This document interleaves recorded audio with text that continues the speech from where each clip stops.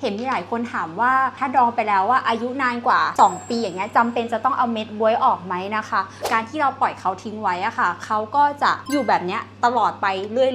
ยๆเลยโดยที่สีอาจจะเข้มขึ้นตามระยะเวลาที่เราเก็บแต่ถ้าบ๊วยที่เราเอามาดองมันนิ่มหรือว่ามันเละมันก็อาจจะทำให้ตัวของน้ำดองสีใสๆแบบนี้มันก็จะกลายเป็นขุ่นเพราะว่าเนื้อบ๊วยเขาจะแตกยุ่ยออกมาอันนี้มันขึ้นอยู่กับแต่ละบุคคลเลยว่าอยากเอาออกหรือไม่เอาออกหลายปีไม่ได้มีโทษอะไรใช่ไหมคะไม่มีโทษมันจะละมุนมันจะนัวเขาไม่บูดไม่เน่าไม่เสียนะเก็บไว้เป็น10 ปีเลยก็มีค่ะจริงๆแล้วดองไปดีกรีเขาลดนะคะเนื่องจากว่าการเติมน้ำตาลลงไปทำให้เราเจือจางขึ้นเปอร์เซ็นต์แอลกอฮอล์จาก40อะค่ะเขาก็จะดรอปลงมาไหนจะน้ำในผลบ๊วยอีกมันก็ออกมาผสมกับนี่แหละเราก็จะเจือจางมากขึ้นไปอีกอย่าง